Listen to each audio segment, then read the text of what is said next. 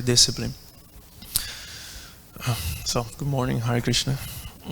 Welcome to the daily Bhagavatam class, and here in the Nectar, spoken by Shukadev Goswami for the salvation of all living entities in Kali Yuga.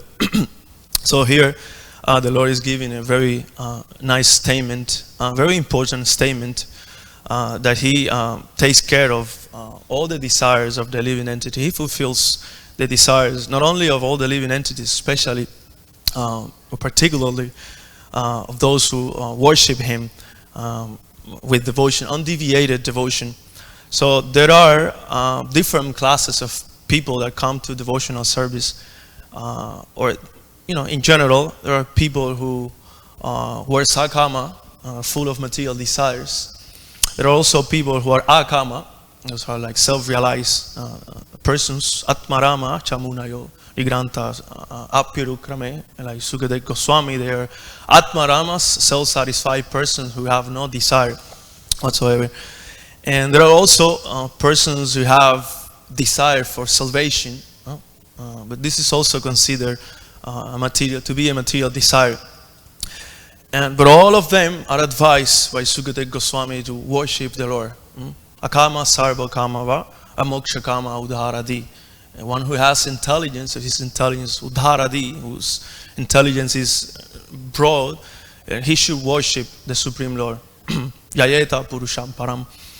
So sometimes I hear some people saying, which is a mistake, right now I have so many material desires, let me try to fulfill those desires, and then later on I'll engage in devotional service, after I'm like kind of materially satisfied, I'm settled down. Because right now I'm very young, I'm like 20 something or 30 something, and my wife is also very young, so we can have some time to enjoy each other and to like do some economic development, and maintain the kids, raise the kids, and make sure that they become lawyers and football stars and all of that. And then I'll work really hard, and then I'll get some money, and then I'll buy a house in Vrindavan, Mayapur, somewhere. And then when I'm 60 years old, then I'll go there, isn't it? And then I passed away listening Prabhupada's kirtan, and that's it. Good. Very nice. But if you think like that, that is called Maya. It's called Maya. Yeah, because how do we know that death is not going to come today? There's so many people dying outside, so many wars, so many like pandemics, so many things going on. And there is this important statement in the Mahabharata. Yudhishthira Maharaj was approached by Jamaraj, and he asking, what is the most wonderful and astonishing thing in this world? And he say that so many living entities, ahani bhutani gachanti jama mandiram. So many living entities, every moment they're going to Yama Mandiram, to the place to take darshan of Lord Yamaraj. So that means that they're dying. But Sesha Stavarang Ikshanti King Asharyavam Atafparam. But those who remain in this world alive, they think, that's for them. I'm not gonna die right now. I'm very nice, So this is, I consider, Yudhishthira Maharaj said, that this is the most astonishing thing in this world. So, excuse me. So one should not think in this way. One should take the advice of great souls like Sukadeva Goswami and engage in devotional service. Because if somebody tries to fulfill his material desires by engaging in sense gratification, this is like pouring ghee on the fire. It rather, instead of decreasing, it will increase. So there is a statement by, I think it's Jayati Maharaj. He says this. He says like, Nayatu kama kamanam upavogena samyati havisa Krishna varimema bhuya eva vivardate. This is in the 9th canto of Bhagavatam, I believe chapter 19. When he is talking to his wife, he's preaching to his wife after thousands of years of enjoyment. He realized that he was unsatisfied. And then he said a few verses, and one of them he said, Najatu kama kamanam upabogena samyati. that if somebody tries to fulfill the desires, if somebody is making an endeavor to fulfill the material desires through sense enjoyment, it's like pouring Havisha Krishna Varmema. Krishna Varmema means the fire, and Havisha means the ghee. Putting ghee on that fire, instead of decreasing the fire, it will increase. So if somebody thinks, okay, well, I'm not, especially sexually satisfied, let me, go out and engage in as much as I can, and then I will be satisfied at a certain time. Well, here it is said that the fire of material desires is going to increase. So rather, he says in the few verses ahead, or in the next one, I don't remember exactly, but he said that this sense gratification process is very difficult to give up to those who are materially attached. Dustyaya durmatihi jirnate na jirnato. Tam trishnam dukanivaham, that those who have material desires cannot and are trying to fulfill them through sense enjoyment, they cannot give up.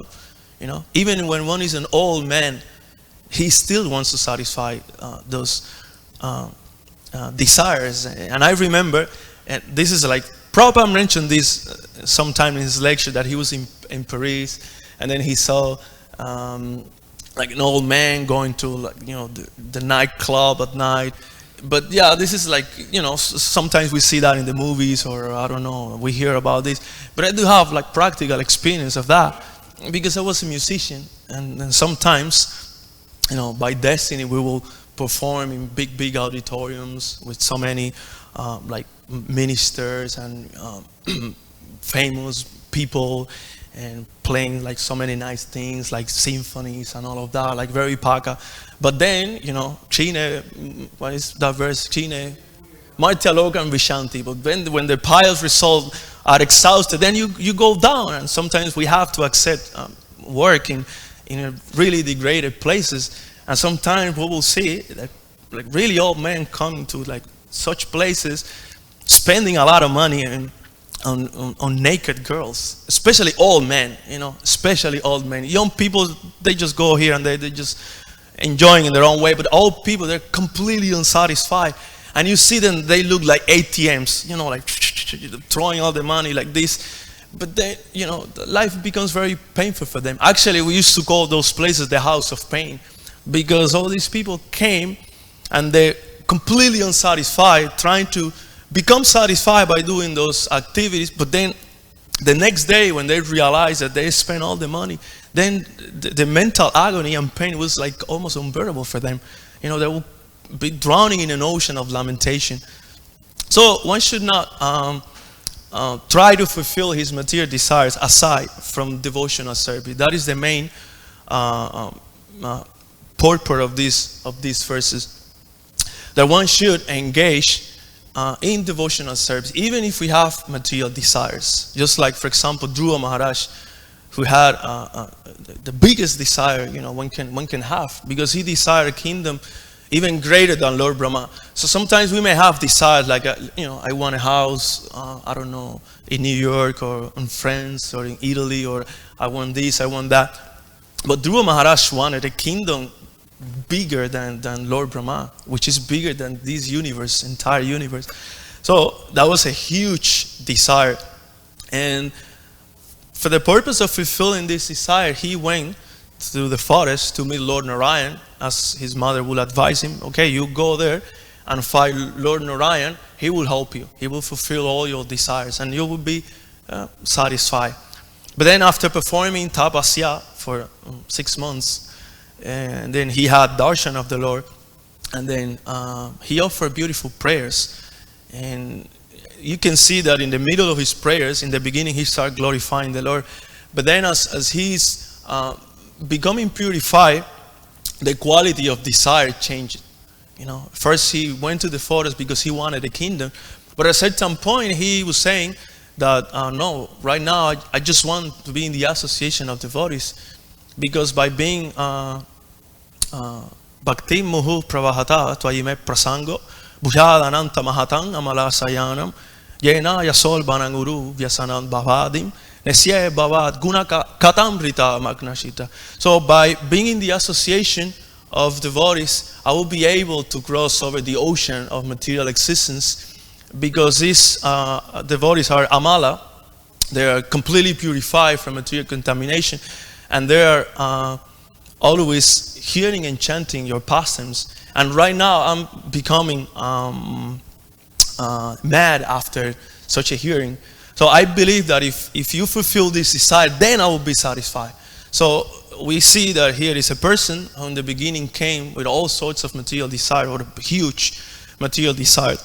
And he ended up saying that right now I'm satisfied. What was that? Swami Kritarto. You know that Stana Vilasi Tabasisti Toham, Tuat Praptavan Deva Munindra Guhyam. What is the next? Kachan Vichimnam Abhidivya Radnam Swami Kritartosmi Varam Nayache. So he's saying, I came to this place to fulfill all my, to perform tapasya and to attain you, who are difficult to attain, even by great rishis and munis and Indra himself. But then now I realized that I was searching or looking for pieces of broken glass, and I got a Divyan Ratna, a valuable jewel. Therefore, my Lord Swami Kritartosmi Varam Nayashe, I'm satisfied right now. I don't need anything else. So that realization can only come if somebody performs devotional service at the Lord. And so we don't have, even as the devotees, we don't have to run here and there like monkeys trying to fulfill our desires. Like for example, here we see Kardama Muni. He wants a wife, but he is not booking a ticket somewhere, looking on Instagram, oh, this is a nice girl. He's just doing his duty. He's performing devotional service because he's confident that if he have the desire, and the Lord, who is omniscient, he will fulfill his desire. He doesn't have to go here and there. Of course, this is a very advanced platform. We should not imitate those. But it's a great example for us that we should not go here and there, doing our own arrangements. Like sometimes I hear, I'm sorry, I'm going to say these things, but it's a reality. I hear these things. No, that I want a wife, and therefore I should go somewhere in Eastern Europe. The girls are really nice, like, Hungary, Ukraine, Russia. They're like Apsara. They look very beautiful, and they're very chaste and they're very humble. And somebody's booking a ticket, like spending thousands of dollars and going through a lot of tribulations, and then he goes there. Or somebody else says, oh well, I'm going to India. I get it, like a really nice Brahmana husband. He knows how to cook. He's very sweet. He always say, yes, Mataji, everything is nice. He doesn't complain. Men in the West, they are useless. They're completely useless. They don't know what to do, what not to do. Pravritincha, Nivritincha, Yanana, Vidurasura. They are like demons, Westerners, like that. So these kind of things, you hear that a lot, So, I'm sorry, but it is a reality, isn't it? So the Lord says in Bhagavad Gita, Ananya chintayanto mam jayanam paribasate tesan nitya viyuktanam yogakshemam bahamyaham. I'll carry what you lack, and I preserve what you already have. So if somebody is worshiping me, thinking, always meditating in my transcendental form, for such a person, don't worry, I got you. So, and of course, this is as I say before, a highest platform, but it's a great example for us. And regarding this, I remember a story that His Holiness Gaur Govinda Maharaj used to tell. Perhaps you know this story of Nrisimha Meheto. This is a true story. Maharaj sometimes will tell. Narasimha Meheto was a Brahmana in India. He was a Premi Bhakta, like very, very completely surrendered soul to the Lord. He would spend his time only doing bhajan, chanting, hearing Bhagavatam, doing some preachers outside. He would beg some alms, for the sake of maintaining the family, to eat some, chapati, roti, dal. But then he had a wife and he had 5 daughters. So one of the daughters, it was the time for her to get married. But Nrsimha Mehta, he wasn't thinking of all these things like, how to, marry this girl. He was just absorbed day and night. And then, but his wife, she didn't have faith in Krishna. So she would disturb his bhajan. He say, hey, Baba, what are you doing? You should go out and you should meet a proper candidate and you should find a groom and you should do all these things as your duty. According to the Vedic system, the father's duty is to make all the arrangement for that. But Nrsimha Mehta said, you silly woman, Krishna says in Bhagavad Gita, I'll carry that. Ananya Shintayanto Mang Yoga Kema Bahamyahang, I'll carry that. My only duty, this is not my family, this is Krishna's family, this is his daughter, his wife, he will take care. Then, his wife, was constantly telling those things. So one day, he just cried in front of his deities and he say, all right, Krishna, you say this thing in Bhagavad Gita that you personally carry this thing. So what's going on here? I don't see any arrangement. And so the next day, some person came to his house looking for, a woman, a young girl to marry his daughter or whatever. So they were very happy, especially his wife, because they arranged, the marriage. And then Nrsimha Mehta told his wife, you see now, this Krishna sent you. You don't have to do your own thing. He will send you. So she was very pleased. So they started making all the arrangement, but there was only one Vivaha Tithi in that year. Vivaha Tithi means auspicious day for getting married. And it was after only 4 days. And again, so many arrangements are needed, like money, and a lot of food to make the feast, and you need Lakshmi to pay to the Brahmana that are going to come to perform all the rites and excuse me, and recite all the prayers. So again, his wife, what are you doing, Baba? Go out, negotiate, do your thing. And he say, okay, Krishna will send. And she say, well, Krishna may help you, but still you have to go out and do your thing. So she has some ornaments and some jewels. So she gave it to him. And he said, go and sell this thing. And then with that money, we can do something. So Nrsimha Mehta went out. And so when he arrived at the next town, he saw that a Bhagavatam Saptaha Pravashan was going on. There was the entire week reciting Srimad Bhagavatam. And he sat down there and he completely forgot about all these marriages things and everything. He forgot everything. And he sat down there and completely absorbed, becoming ecstatic, hearing all these beautiful verses glorifying Krishna and Bhagavatam. And after 7 days, when everything finished, he came to his external sense and he said, alas, what have I done? Marriage was already performed 3 days ago. What I'm gonna do right now? Oh my God, if I go back to my house, my wife will beat me with the broomstick. Anyways, I'm gonna lie to her. I'm gonna tell her that nobody wanted to buy this thing, and I went really far away, and it took time to came back. So he was on the way back chanting, remembering the Lord, chanting some verses from Bhagavatam, and talking to Krishna. Oh Krishna, why did you make me forget? What kind of lila are you doing? These kind of things. So as he was approaching his town, he heard that so many people were talking about the marriage. Oh, such a nice marriage, performed like a king. We have never seen such a marriage before. And he asked, marriage? Whose marriage? Your daughter's marriage. He said, oh yes, your daughter. So he approached, he came to his house and he saw his wife was extremely happy. And she said, oh wow, thank you so much. It was a really, really nice marriage, like a king, and a queen. It was marvelous. And then Nrsimha Mehta asked him, so how it was performed, who brought the money? And he said, well, 2 kids, like 11 years old, one black and another white kid, they came, carrying so many things like ghee, vegetables, rice, dal, ornaments, money, jewels, and they were carrying all day. We didn't have space to storage everything. And they're carrying, and I asked him, who is sending? He said, Nrsimha Prabhu is sending. You see? Yogakshemam Bahamyaham. But the problem with us is that we have no faith. That's our disease.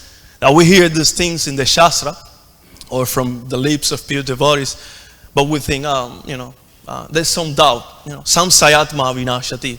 Krishna says in Bhagavad Gita, for doubting soul, for one who has a doubt, samsayatma vinashati, he will be defeated even in his spiritual life.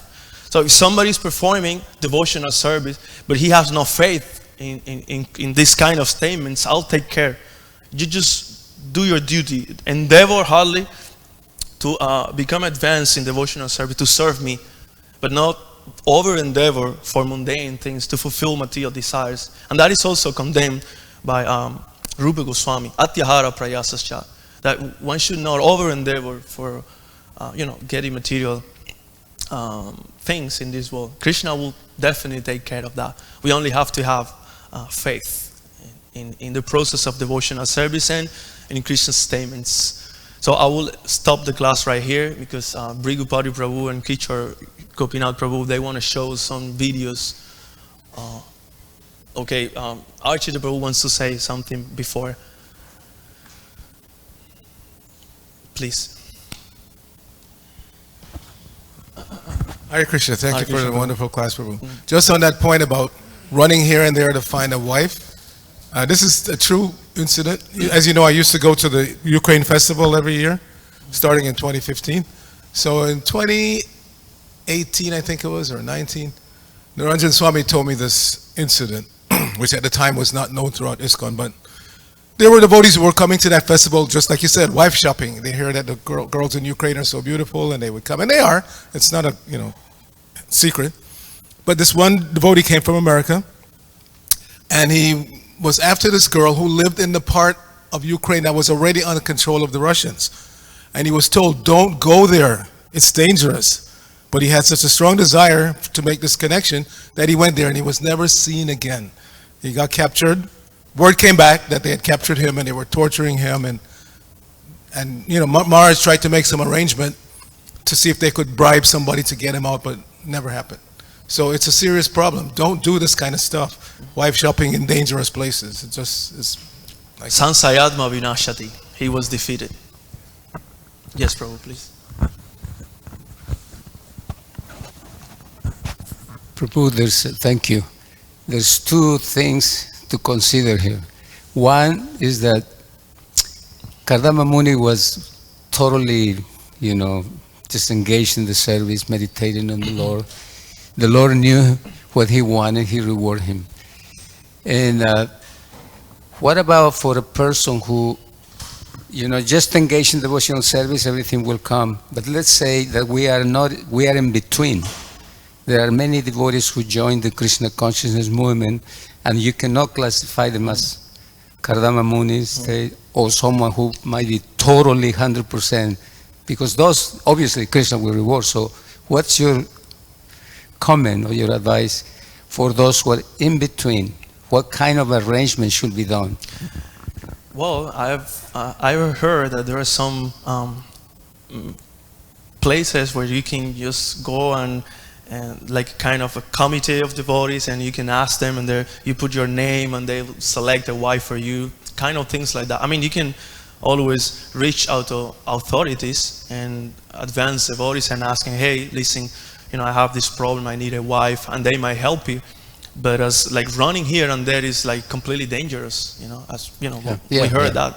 Yeah. So I think we can ask, a senior devotee and authority, oh, I really need a wife, or I really need to make money, or I really need this, please help me. And the devotees will help you. What is that? Kripa Sindhu Vasha. They're very merciful and they fulfill all their desires. So, seniors Vaishnavas can help us. That's my realization. I don't know if it's correct or not. You're right, yeah. But yes, Prabhu, please. Did you just said so? In ISKCON and some places there exists I also hear some couples who are working like that. They arrange for. Okay. I heard about. I don't know. I heard that there is such thing in Mayapur. When I was in Mexico a few months ago, one of my friend's wife was telling me that when she lived in Mayapur, they have an office where, especially for Latin American, South American devotees, where you go and you submit your petition. Okay, I need a wife or I need a husband, and it have to be like this. She should be blonde or she should be like this, or somebody else. I was surprised here that it was a brahmachari asking for a millionaire wife. Such things are there, So. But at least he's seeking higher advice. He's not trying to do, or they're not trying to do their own thing. I mean, that's part of being humble. One realizes as a conditioned soul, he doesn't know what is best for him. So yeah, I think if you're not in the level of Kardama Muni, then we can just stay in our own place and perform devotional service without deviation. And if the Lord sends me a wife, perfect. If he fulfill my desire, that's great. If he doesn't fulfill my desire, it's also great. We're not in that platform, but at least we can seek the help of senior Vaishnavas. Oh yeah, here we go. Yes, Kishore Gopinath Prabhu, he's going to explain what is going on in those videos. Hare Krishna. Because he's the mastermind behind that. That's not true at all. The credit And Devavrata Prabhu. Yeah, the credit would definitely go to Devavrata Prabhu. So Hare Krishna devotees, senior devotees, Suhas Prabhu. As some of you may know, we've been making an endeavor towards youth preaching in a nearby town of San Luis Obispo for the college students. I shared some of these videos, and Brigapati Prabhu encouraged me to share them today at the end of the class because he seemed to like them, and hopefully these also give some transcendental pleasure to all of you. So we hold a weekly program we call Wisdom Talks. It's your typical Hare Krishna program. We have kirtan, we have a short class, and we serve out really amazing prasadam. We usually have some sort of like 5-course dinner that Bhakta Brian makes. He's a student there at the big university. He's an amazing cook. So in these videos you'll see some of the activities. I guess we can just go through them one by one really quick. They're all pretty short. You can see in this first one, people are chatting, taking prasadam, talking about philosophy, and we have a few devotees like Jagatrata Prabhu and Bhakta Avatar Prabhu connecting with these people and forming nice relationships. And then there's another one where everyone chants pretty enthusiastically. We usually get around 10 to 20 people. Our average, like the other day, we had about 14 students. Many of them are new, and many of them also are returning for the second, third, fourth time. So we also teach them how to do japa. Here's everyone chanting together on japa mala.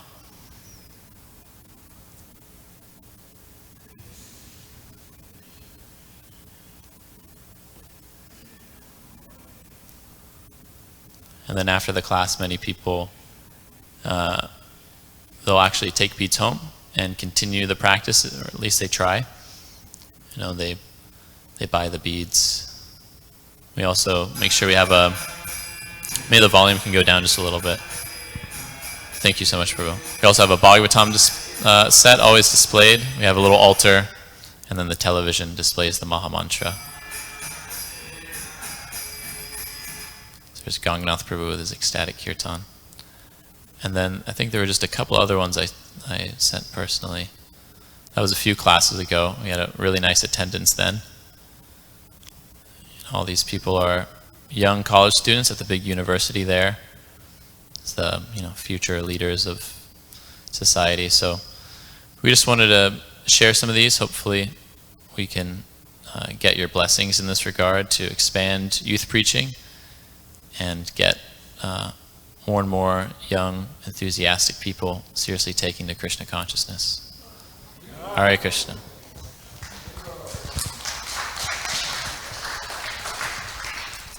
Grantara Srimad Bhagavatam ki jai, Srila Prabhupada ki jai, Panchakalpa Taruvesha Kripa Sindhu Vyaya Vacha, Patitanam Pavanebhyo Vaishnavebhyo Namo Namaha.